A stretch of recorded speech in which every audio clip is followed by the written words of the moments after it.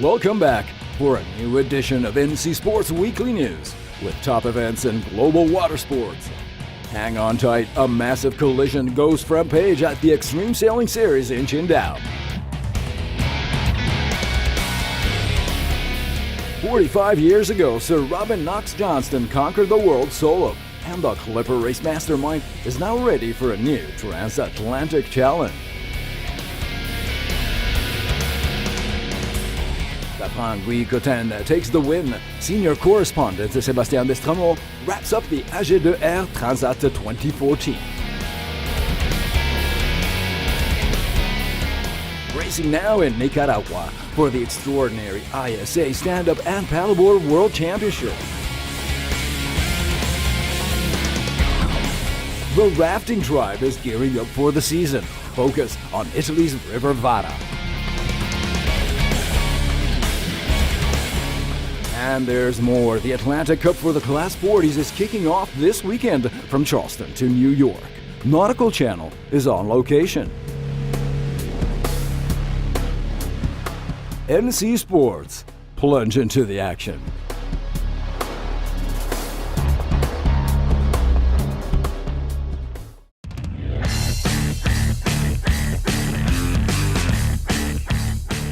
Qingdao truly put on the pressure for Act 3 of the Extreme Sailing Series, starting with winds upwards of 25 knots for yet another showdown in this world-class circuit. Tight to fast racing on the 40-foot Power Cats will be tricky on the short track, and for some top pros, it became a bit too close for comfort. Day 4, race 29, Alingi, helmed by Morgan Larson, enters the start box on starboard advantage. Suddenly, in the chaos of the moment, here comes Roman Hagara on Red Bull, unable to bear away. Fortunately, the results were only spectacular, and all crew members made it back safely into port. Neither boat, however, would resume racing.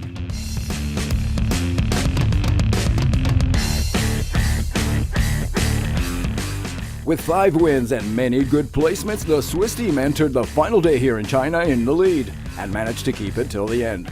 Also thanks to the redressal handed out by the race jury for damages received. Conditions and safety concerns had already prompted race director Phil Lawrence to change format by cutting the fleet of 12 in half and holding an astonishing 32 separate regattas.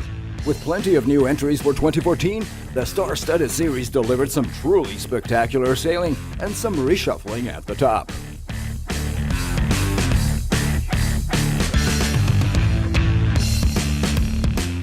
Another Swiss flag was blowing in second place in Qingdao as the Rookies of Real team, led by Jérôme Clerc, put on the performance of their lifetime, with 3 wins and 9 valuable podium placements. Poker of threes for Emirates Team New Zealand, thrice in third place, including this one here in Act 3 and on the overall scoreboard. Peter Burling, substituting Dean Barker on helm with a crew of young sailors, clearly kept up the scores for the Kiwis. The Wave Muscat instead suffered the biggest upset in Qingdao and missed the podium by a single point. Leigh McMillan this time had to counter many contenders, like the new Gazprom Team Russia, captained by Paul Campbell-James of the UK, who put on an excellent debut with several podium finishes.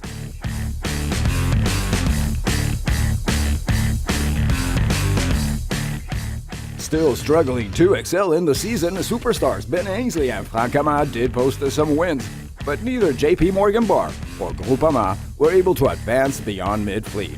This is one tough game even for the very best. For more Extreme Sailing Series in Qingdao with race-by-race action and complete interviews, be sure to catch this Saturday's premiere of the NC Sports Buzz.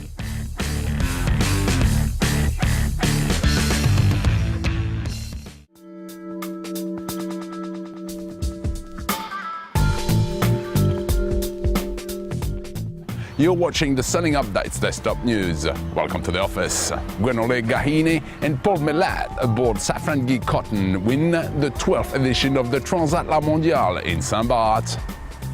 Thanks to a very good speed and extremely cautious strategic choices, the 2 men sailing together for the first time dominate their 12 competitors. This result is quite unexpected for my first big race on a Figaro. I owe this result to Paul's massive experience. Once again, I'm really grateful he accepted to come with me.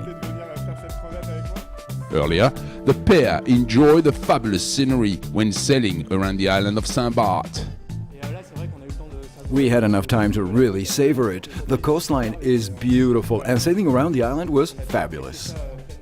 Following 22 days at sea, Guenolé and Paul finished just over an hour ahead of second place Fabien and Johan aboard Massif. They were stronger than us. They always managed to stay south of us, and that's what made the difference. The 30 Corsairs and Cornwall offers an exceptional final for third place. These two have been sailing neck and neck for a few days, and the battle is fierce. Only separated by a few dozens of meters, both teams are approaching the port of Gustavia. After a great match racing battle, Alexia and Laurent control their opponent to maintain their tiny lead, and joy erupts when they cross the finish line. We were forced to control them. When the other is right behind you, it always ends up like that. When you really want to control your opponent, it looks like if the boats were attracted to each other. 87 seconds is the tiny gap that deprives the duo of Cornwall of the third podium position.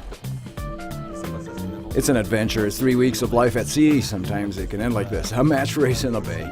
This is the sport, but it's also a mixture of human stories. It's quite complicated to summarize it when you just got here and you want to go for a beer. Rendezvous next week, same time, same place. Until then, goodbye and fair sailing.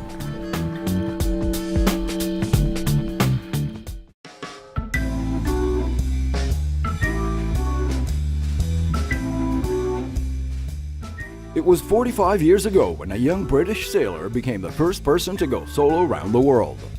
Robin Knox Johnson, then 28 and not yet Sir, took 312 days to cover the 30,000 nautical miles on his 30-foot Suhali and made history. Back then, it was known as the Golden Globe, the precursor of today's Vendée, and its first edition featured a very special international tribe of single-handed offshore pioneers. Not much on-board technology back then, just a sextant, paper, and a radio that rarely worked. A stark contrast when compared to the exceptional development of modern sailing.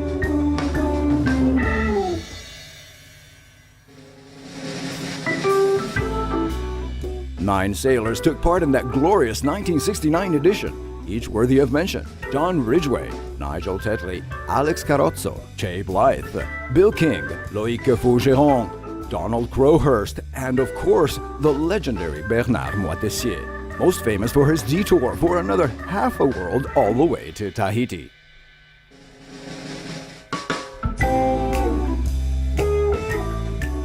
The anniversary is indeed timely. A role model and a father figure for a generation of sailors, today's Sir Robin is also the mastermind of the successful Clip Around the World race for non-professionals, now closing its Pacific Ocean chapter in Panama. No stopping this 75-year-old who even signed up for the upcoming Route du Rhum, and this November will tackle the 3,500 nautical miles of the classic French Transat from Saint-Malo to the Caribbean island of Guadeloupe.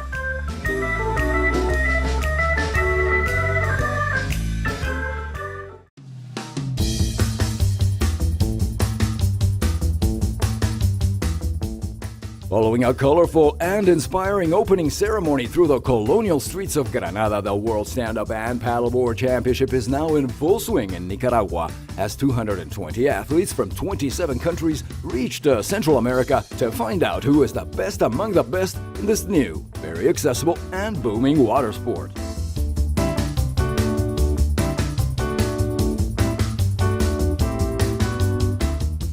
It's a packed 10-day calendar featuring the 3 surfing, prone, and stand-up disciplines, with the qualifying rounds leading up to the weekend final. Organized by the ISA, the International Surfing Association, this World Championship is defined as an Olympic-style event, where athletes compete for gold, silver, bronze, and even copper medals for a 4th-place finish.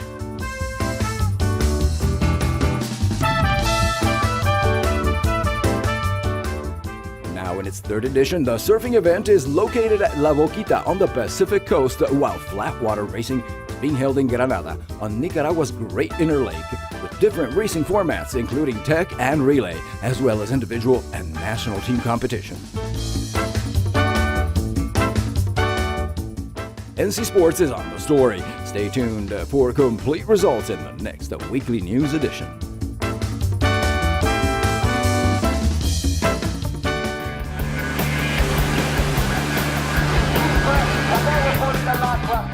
Whitewater rafting is kicking off in Europe with a number of appointments, including national and continental championships now dotting the calendar. The Italian Federation set camp here on the river Vara near the port city of La Spezia, for a weekend of sprint, classic, and R4 descents.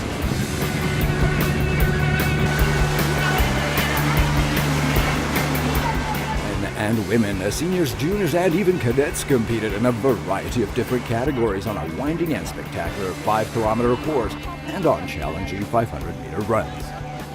Tricky passages over the rapids and around the marks were also part of the game, putting even the very best crews to the test.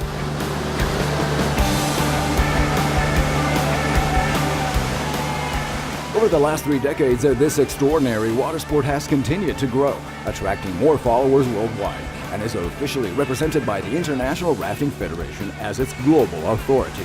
Racing on the Vara was valid for both the Italian Championship, now in its 27th edition, the Coppa Italia, and also for gaining access to the European Championships in Slovakia coming up this July.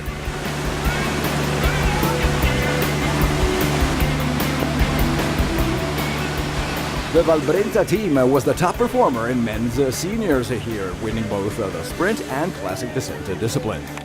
Adda Viva took home the senior women division and the junior boys, while DRD team took the win in the junior girls. However, the event was much more than just a competition. The rafting tribe is now a global movement that is spreading its word as an accessible and eco-friendly community sport.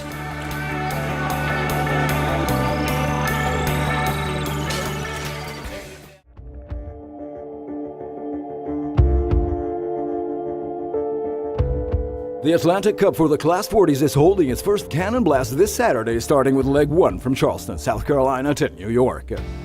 5 teams are setting off on a 685 nautical mile race course in what has now become the toughest double-headed regatta in the USA.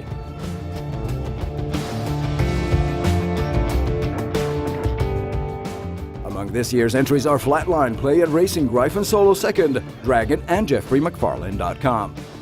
The fleet will then tackle another 231 nautical miles next week, starting from the Big Apple to Newport, Rhode Island, where the event will also culminate in an inshore racing session around the buoys with a full crew of 6.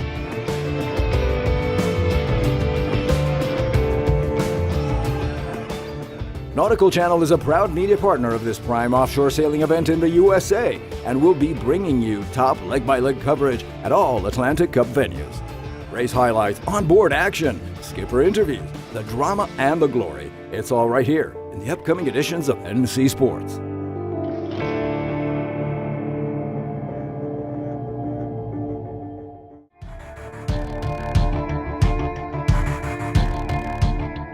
And for the complete take on Act 3 of the Extreme Sailing Series in Qingdao and full details on the massive collision between Alinghi and Red Bull, be sure to catch Saturday's premiere of Buzz, only on Nautical Channel.